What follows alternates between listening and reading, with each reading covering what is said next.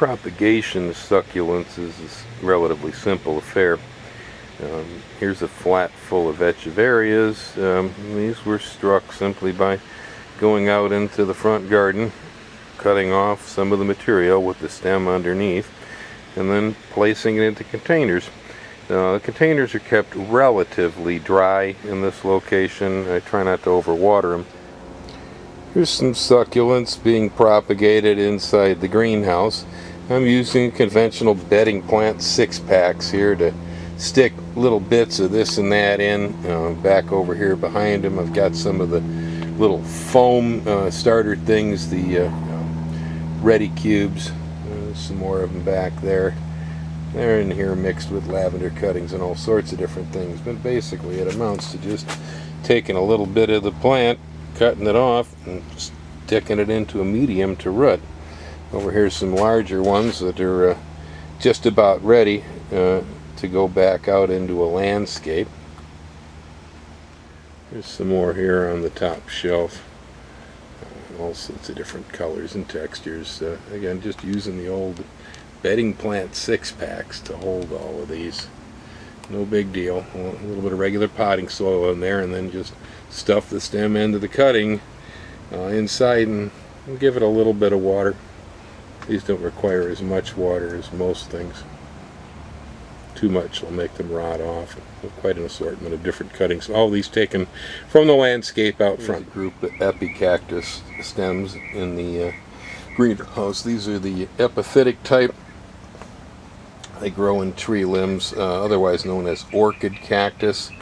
Epiphytic cacti are a joy in odd places like on tree limbs, spots where you can hang a plant in a container. They take very little water. They produce huge flowers like this particular epiphyllum orchid cactus here. They're really easy plants to raise.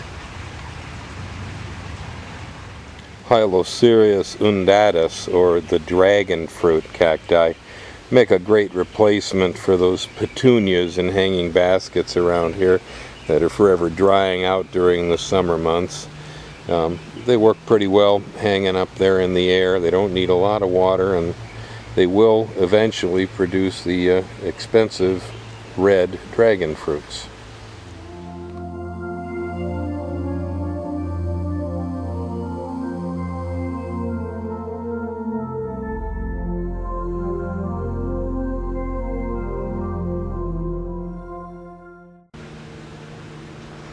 Here's a group of cuttings for that ever-popular cacti, the Trichocereus pachanoi, otherwise known as the San Pedro cactus. This one's pretty easy to do around here. We just wait till the cacti sucks up plenty of winter rainfall. Then the winds of spring come. It will snap the cacti down to the ground because it's very low in fiber content. Pick up the pieces, cut them into chunks, drop them in flower pots, and put them back here in some partial shade for the summer to grow a set of roots. So they've been laying around probably at least a good 60 days curing after the cutting. No harm. I'll get them into containers sometime this week. Well, here's Ellen holding those San Pedro cuttings.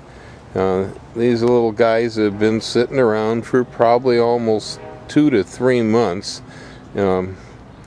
Ever since they were cut from the mother plant. You can see here, if you look right on the end of the one Ellen's holding, it's got 3 little bitty terminals that have started. Those terminals started during the period of time that the cuttings were laying around. You're really always better off when it comes to succulents and cacti that you dry them well after they've been cut from the plant, and then you try to strike the cuttings while they're still green and fresh.